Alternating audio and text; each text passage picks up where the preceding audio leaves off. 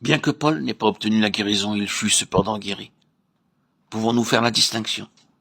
Dans 2 Corinthiens 12, Paul dit qu'il n'a pas obtenu la guérison comme étant une chose. Cependant, dans sa vie, quelqu'un n'a pas cessé d'être sa guérison.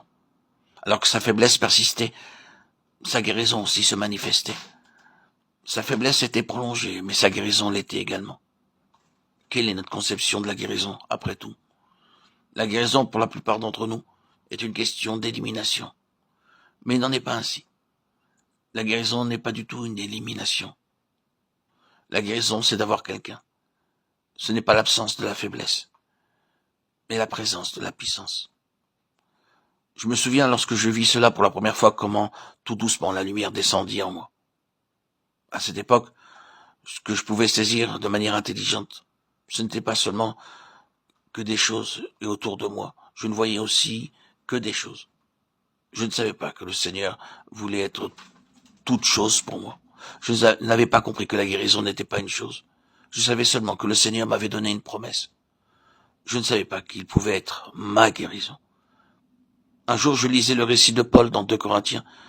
Je pensais qu'il aurait été très facile pour le Seigneur de lui accorder la guérison. Car pour lui, ôter l'écharpe de Paul était une chose très simple.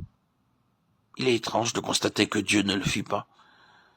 C'est pourquoi je me mis à prier.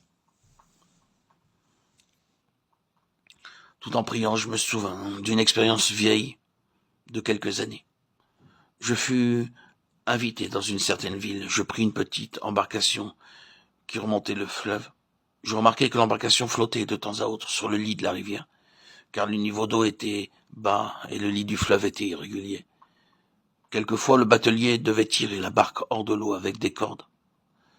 Dans ma prière, je me souvins soudainement de cet incident. Je dis alors, ô Dieu, il est facile pour toi d'ôter ces écueils. Ce serait si bien pour la barque de naviguer avec assez de tirants d'eau si tu enlevais simplement ces écueils.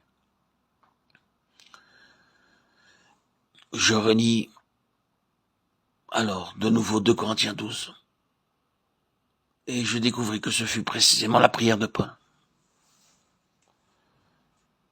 L'eau était basse et les rochers aux arêtes vives se dressaient du lit de la rivière.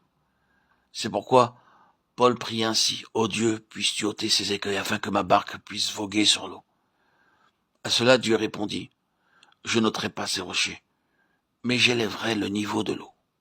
Lorsque l'eau montera, la barque pourra naviguer aisément. C'est ainsi que Dieu fait. » Nous demandons la guérison comme si c'était un objet que l'on peut obtenir. Mais Dieu désire être lui-même notre guérison. Il nous portera à travers les situations.